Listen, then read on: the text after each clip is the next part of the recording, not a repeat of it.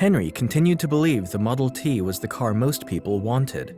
He ignored the growing popularity of the more expensive but stylish and comfortable cars like Chevrolet.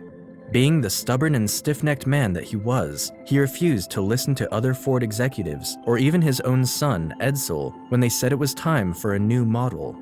By the late 1920s, Henry could no longer ignore the declining sales figures, so he finally decided to shut down the Model T assembly line and began designing an all-new car.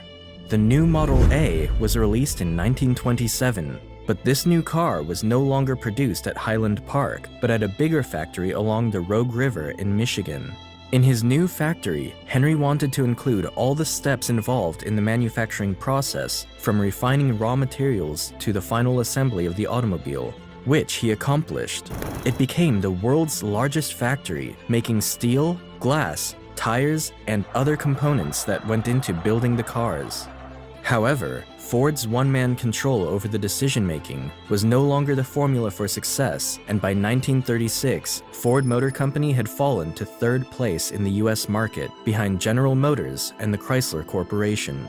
Even with Henry's latest innovative design of the V8 engine, it wasn't enough. Things only went from bad to worse, and with the rise of the Great Depression, Ford was forced to lay off workers and lower his rates.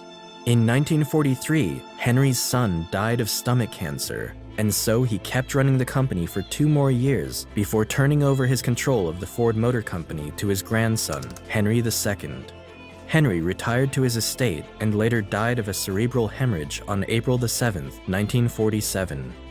Life is a series of experiences, each one of which makes us bigger, even though sometimes it is hard to realize this. For the world was built to develop character, and we must learn that the setbacks and grieves which we endure help us in our marching onward. Today, Ford Motor Company owns a market cap of around $70 billion and remains as one of the biggest car companies in the world. Thank you all